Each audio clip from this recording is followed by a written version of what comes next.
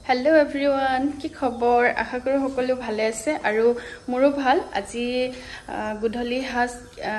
পছলাৰ লগত গাহৰি মাংস বনাবলৈ লৈছো আৰু হেকানে আপোনালোকক ভাবিলো ৰেচিপিটো অকনমান দেখাই দিও আৰু কোনে কোনে পছলাৰ লগত গাহৰি মাংস খাই ভাল পায় কমেন্ট কৰি সকলোৱে জনাব আৰু সকলোৱে ধুনীয়াকৈ ভিডিওটো শেষলৈকে চাব আৰু এতিয়া মই ধুনীয়াকৈ বনাবৰ কাৰণে এফালে পছলা আনি মেলি থৈছো এতিয়া ধুনীয়াকৈ গুছাই কৰি লম আৰু বাকি সকলোৱে ধুনীয়াকৈ শেষলৈকে চাব দেই আৰু এফালে কন বিলাহী লগত ডালি পাতি দিছো আৰু এফালে ভাতটো হবলে হল বাৰু বাকি এখিনি মই ধুনীয়াকৈ যোগাৰ কৰি লওঁ আৰু এটো কলপছলা ধুনীয়াকৈ মই দিনতে কাটি মেলি আনি থৈছিলো আৰু এতিয়া এটো ওপৰৰ ভাগ ধুনীয়াকৈ গুছাই মেলি লম যেটো কোমলীয়া অংশটো হে খাই বেছি ভাল লাগে বুঢ়া হলে খাবৰ কাৰণে ভাল নালাগে আৰু তাৰ পাছতে ইয়া ওপৰৰ ভাগটো অকমান সৰু সৰুকে এনেকৈ বাকলিটো গুছাই মেলি লৈছো এটো এতিয়া ধুনীয়াকৈ গুছাই ললো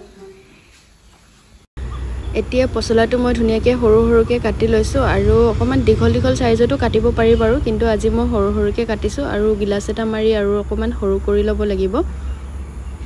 এইখিনি দেখিছেনে পছলাখিনি এনেদৰে মই ধুনীয়াকৈ সৰু সৰুকে কাটি লৈছো আৰু এফালে লৈ লৈছো ফুল আলু গুটি দুটামান আৰু এইখিনি হৈছে জিৰা আদা নহৰু ধুনীয়াকৈ পেষ্ট বনাই লৈছো ইমানো বেছি গুৰি কৰি দিয়া নাই আৰু তাৰ পাছতে এফালে পিয়াজ এখিলা তেজপাত আৰু এটো হৈছে ভোট জলকীয়া এতিয়া এইখিনি ধুনীয়াকৈ ৰেডি হৈ গল আৰু এতিয়া মই ধুনীয়াকৈ বনাম ইমান বেছি কৰা নাই একেবাৰে সিম্পল কে ৰান্ধিবলৈ লৈছো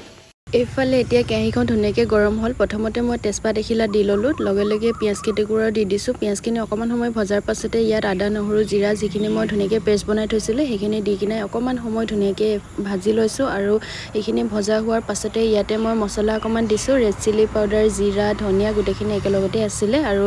মছলা অকমান দি দিছো আৰু তাৰ পাছতে ইয়াত দিছো হালধি আৰু হালধি দি অকনমান সময় ভজাৰ পাছতে ইয়াতে দি দিছো মই মাংস কেটিকুৰা আৰু মাংসখিনি এতিয়া মই ধুনীয়াকৈ ভালদৰে অলপ সময় ভাজি লৈছো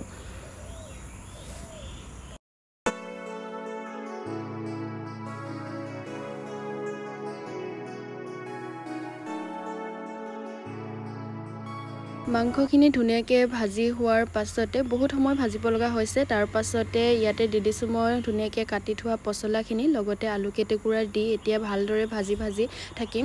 তেল উলোৱাৰ লৈকে আৰু তাৰ পাছতে অকনমান পানী ব্যৱহাৰ কৰিম আৰু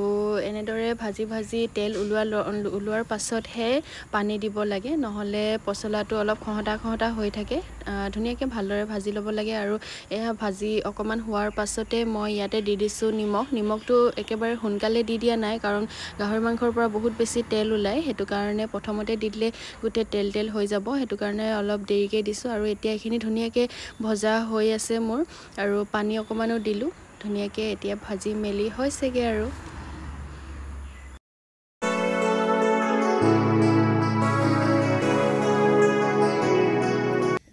ধুনীয়াকৈ সবজি ৰেডি হৈ গল আৰু ধুনীয়াকৈ ভাত ঠাত বাঢ়ি লৈছো এইফালে দালি থৈ দিছো আৰু ইয়াতে যদি টেষ্ট কৰিব কাৰণে দিছো কেনেকুৱা লাগিছে জনাই দিয়া ৰাইজক